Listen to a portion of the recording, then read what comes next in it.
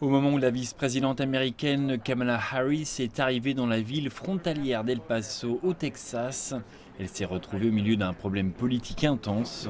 Malgré les efforts de ses rivaux républicains et les critiques de son propre parti, la vice-présidente veut tourner le récit vers ce qui pousse un nombre record de migrants à fuir l'Amérique centrale et le Mexique.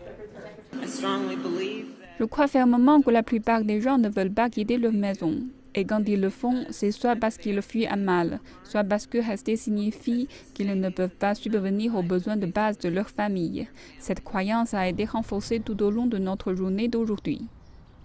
Et de l'autre côté de la frontière, à Ciudad Juárez, des dizaines de migrants, principalement des Centra-Américains et quelques Mexicains, ont trouvé un asile temporaire au refuge pour les migrants du Bon Samaritain.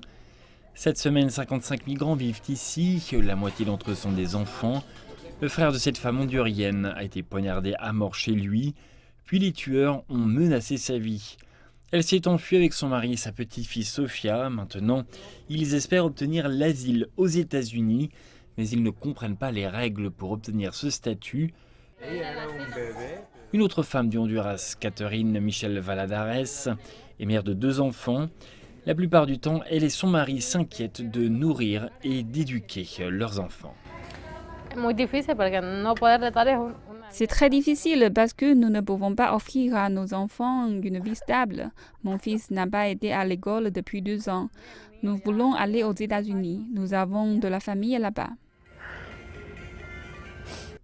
Et plus tard ce mois-ci, l'ancien président Donald Trump, dont les politiques séparaient les enfants migrants de leurs parents, se rendra à la frontière du Texas avec le Mexique pour sa propre séance de photos. Avec d'autres politiciens républicains, cela fait partie de la préparation politique des élections de mi-mandat aux États-Unis en novembre 2022.